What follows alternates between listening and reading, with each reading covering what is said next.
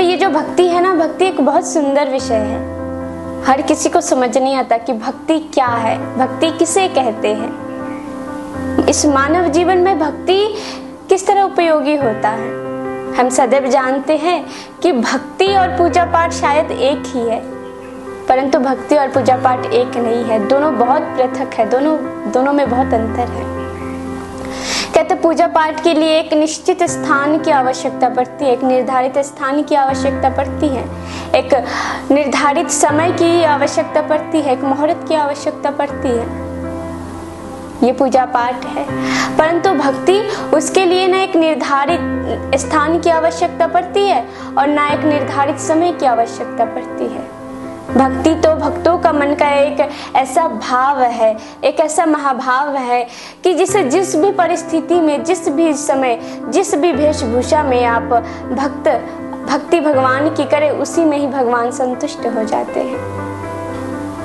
कहते हैं भगवान को यदि बुलाना हो, पुकारना हो, तो उसका एक ही माध्यम है और वो है भक्ति। इस कलयुग में भगवान पूजा पाठ से आएंगे कि नहीं आएंगे, इसमें संदेह है, परंतु भक्ति में कोई संदेह नहीं है कि भक्ति करने से भगवान आएंगे कि नहीं आएंगे। जो मानव भक्ति करता है उसे परमात्मा किसी न किसी रूप में अवश्य मिलते हैं। इसलिए तो कहते हैं भावम ग्राही जनार्दन, कि भगवान इस संसार की किसी भी भौतिक वस्तु का भोग नहीं करता। इस पूरे संसार में भगवान केवल भाव का भोग करता है। भगवान को केवल भाव चाहिए, और पूजा पाठ करने से कभी भाव नहीं आता। पूजा पाठ करने से कभी मानव में भाव आ ही नहीं सकता। मानव में भाव तो केवल भक्ति के मार्ग से ही आएगा। एक बहुत सुंदर कथा आती है भगवान की, कि एक बार विदुर जी ने भगवान को अपने घर पे निमंत्रण दिया था। कहा था प्रभु आप हमारे घर में भोजन करिएगा, और उसी घर में विदुरानी ने भगवान को केले के छिलके का भोग कराया था, और उसी केले के छिलके को खाकर भगवान ने कहा, हे माते, इससे स्वादिष्ट भोजन तो मैंने अपने जीवन में नहीं किया। इसलिए तो कहते हैं सप्तदीप नौखंड में भोजन कियो दीवार, एक के घर विदुरानी के एक शबरी के द्वार। कि 7 दीप, और इस 7 दीप में जो जम्बू दीप है, उस दीप के जो 9 खंड है, उस 9 खंडों में जो ये भारतवर्ष है, इस भारतवर्ष में भगवान ने केवल 2 ही बार भोजन किया था। और 2 ही बार भोजन किनके हाथ से? एक विदुर जी की पत्नी विदुरानी के हाथ से केले के छिलके का भोग किया था, भोजन किया था। और एक बार त्रेतायुग में जब भगवान राम अवतार में आए थे, उस समय भगवान ने शबरी के हाथ से उनके झूठे बेड़ को खाए थे। हम पूजा करते हैं ना, बहुत नैवेद्य सजाते हैं भगवान के सामने मिठाई इत्यादि का भोग लगाते हैं। कभी सोचा है कि हम जिस मिठाई को खरीद के लाते हैं बाजार से, वह 1 किलो मिठाई भगवान के सामने रखते हैं, और जब पूजा इत्यादि हो जाती है और उनके सामने से हम उस मिठाई को लाकर वितरण करते हैं, तो क्या उस मिठाई में से कम होता है? 1 किलो की जगह आधा किलो हो जाता है? नहीं होता है। क्यों? भगवान भौतिक भोग का ग्रहण नहीं करते।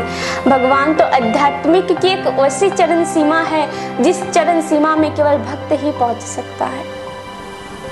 तो भक्ति कहते हैं इस जीवन में कुछ करे ना करे, भगवान की भक्ति अवश्य करे। और भगवान की भक्ति कहाँ से आती है? हमने तो कहा कि भगवान की भक्ति कीजिए, तो कैसे करें? कहते हैं भक्ति कैसे करें?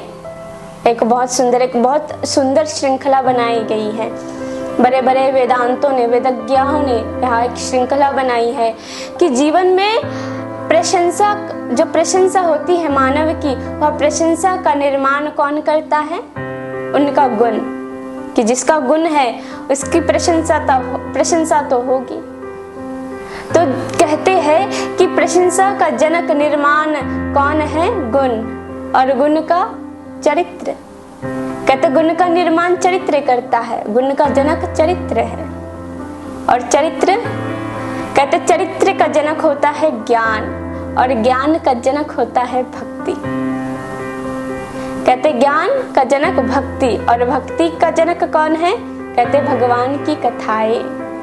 भक्ति कहाँ से आती है? भगवान की कथाओं को श्रवण करने से मानव को भक्ति की प्राप्ति होती है।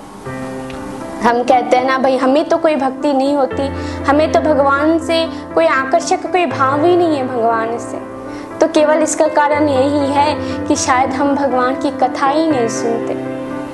जब जब मानव भगवान की कथाओं में अपने मन को लगाता है, तब तब मानव को भक्ति प्राप्त होती है। और इस कलयुग के जीवन में संसार में अपना कोई नहीं है, यह बात तो हम सभी जानते हैं।